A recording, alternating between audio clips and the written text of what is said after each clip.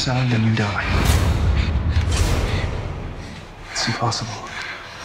You're human. Hey, this is Trey with Fandango, and you can always find a sweet ride in a Stephenie Meyer movie, and the host is no exception. I had a chance to talk to the cast about who's the best kisser, alien invaders, and the most unique love triangle ever to be put on film. You know, your role is so complex when I think about this. You know, it's a character within a character. Yeah. Talk about a little bit about having to have conversations with yourself. Crazy people do that in corners, but... Crazy people do that. Well, I do that a lot on my own. I talk to myself a lot. So I actually found it quite natural to do it. And I thought it would be a bit of a challenge just because I was going to be in front of, you know, 100 people on set.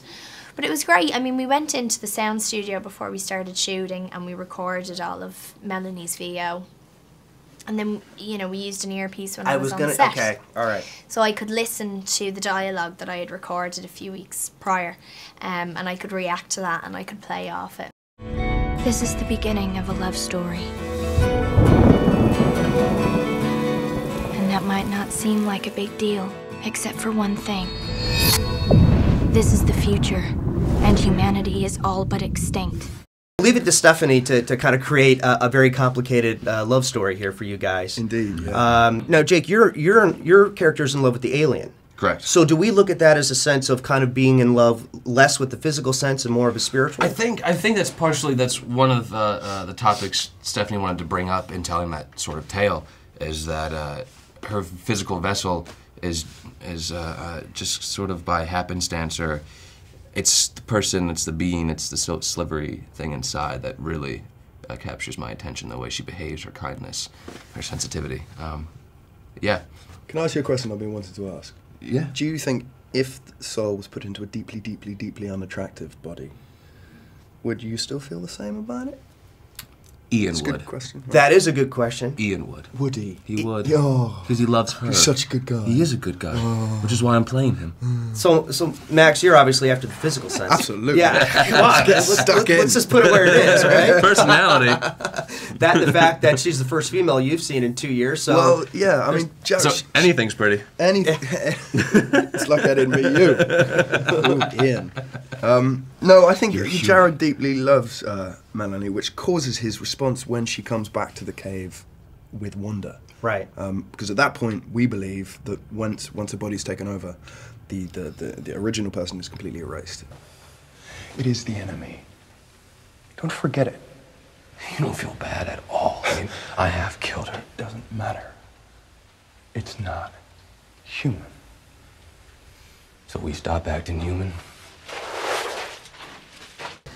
Your character, you play the Seeker, or the main Seeker.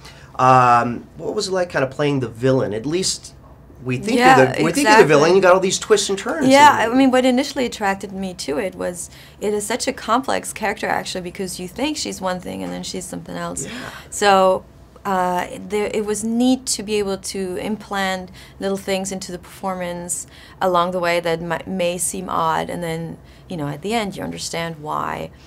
Human bodies take a lot of getting used to. They're not like the others we have inhabited. Their emotions are powerful. If her will has survived along with her memories, she may resist from within. You know, I heard you say, and I thought I heard you say that you didn't think this would translate to film. Oh, I thought it was impossible. Oh.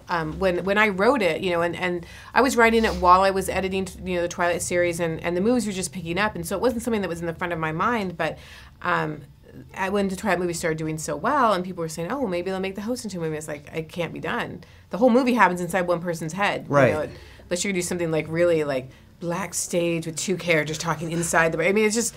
I felt like it was impossible.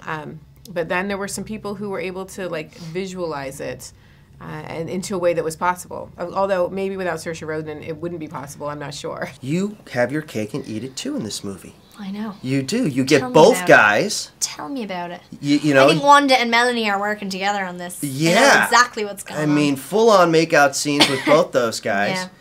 They've both got lovely lips. Okay. They've got a lip here and a lip here. And they're very good kissers. Okay. Both of them. And they're very talented actors. miss everything about her. And I would do anything to get her back. I gotta know, is Melanie in there?